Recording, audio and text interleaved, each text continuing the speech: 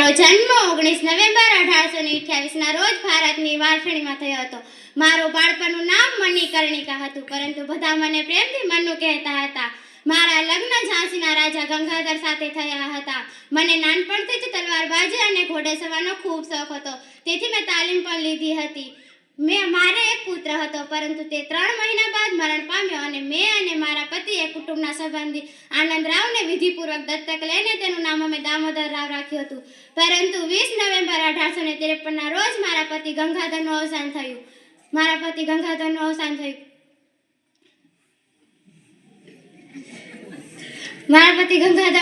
થયું. બ્રિટિશ સરકારે મારા દત્તક પુત્રને અમાન્ય કરીને મને ઝાંસી ખાલી કરવાનું કહ્યું. વાત સાંભળતા ત્યાં જ મેં કહ્યું, મેં આપની ઝાંસી કભી નહીં દૂંગી. એકવાર ઝાંસીનો વિદ્રોહ થયો અને અંગ્રેજોના કતલ થયા. સરકાર મને જવાબદાર ઠેરવીને મારી પર કેસ ચલાવવા માંગતી હતી, પરંતુ મેં ફાંસીથી થતા મૃત્યુના બદલે રણના વીરાંગનાને શોભે તેવું મૃત્યુ પસંદ કર્યું અને યુદ્ધ લડી લેવાનું નક્કી કર્યું. મેં તાત્યા ટોપની મદદ માંગી અને આખરે મેં સેનાપતિનું પદ સંભાળ્યું અને પુરુષના વેશના સૈનિકોને પ્રોત્સાહિત કર્યા. ઘોડે સવાર મેં સરકારની સામે મોરચી માંડી. ગ્વાલિયર અને કોટાઈ સરાય વચ્ચેની ટેકરીઓ પર લડાઈ થઈ અને નહેરોને ઓળંગતા મારા ઘોડાને ઠોકર લાગવાથી તે ગબડી પડ્યો અને આ જ ક્ષણે સૈનિકોએ મારી પર તલવારથી સજ્જડ પ્રહાર કર્યા અને હું વીર ગતિને પ્રાપ્ત થઈ.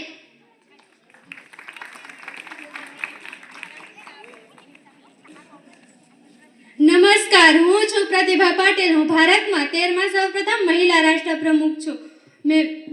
હું મહારાષ્ટ્ર રાજ્યમાં સૌપ્રથમ મહિલા રાષ્ટ્રપતિ બની. ઇતિહાસ સર્જો. આ પહેલા રાજસ્થાન રાજ્યમાં રાજ્યપાલ હતી. મેં પ્રાથમિક, માધ્યમિક, ALM પદવી કાયદા શાસ્ત્રીનું શિક્ષણ મેળવ્યું હતું. મેં વકીલાત શરૂ કરી. મારા લગ્ન દેવસિંહ રામસિંહ શેખાવત સાથે થયા. મેં મહારાષ્ટ્ર રાજ્યમાં જુદા જુદા વિભાગોમાં કામ કર્યા, જેવા કે સમાજ કલ્યાણ, આરોગ્ય, માધ્યમિક અને સાંસ્કૃતિક જેવા વિભાગોમાં કામ કર્યું. હું 1950માં મહારાષ્ટ્ર રાજ્યસભાની રાષ્ટ્રપતિ બની. હું 1 વર્ષના ટૂંકા ગાળામાં ભૌતિક સેવા ખાવત સામે 3,06,810 જેટલા મતોની બહુમતીથી રાષ્ટ્રપ્રમુખ પદ માટે ઘોષિત બની. હું 24 જુલાઈ 2007ના રોજ 5 વર્ષ માટે રાષ્ટ્રપદ ગ્રહણ કર્યું. હું 45 વર્ષ એટલે કે 1962માં સમગ્ર રાજકારણમાં સક્રિય છું. આ ઉપરાંત વિચરતી જાતિઓ માટે શાળા ચલાવી, ઇતર પછાત જાતિઓ માટે નર્સરી સ્કૂલો ચલાવી અને તેનું સંચાલન પણ કર્યું. મને ટેબલ ટેનિસ રમતનો ભારે શોખ. મેં ટેબલ ટેનિસ રમતમાં કોલેજ માટે ચેમ્પિયનશિપ પણ મેળવી હતી. હું 1962માં ચીનના આક્રમણ સામે મહિલા સંગઠન પ્રવૃત્તિમાં ભાગ પણ ભજવ્યો હતો. જય હિન્દ.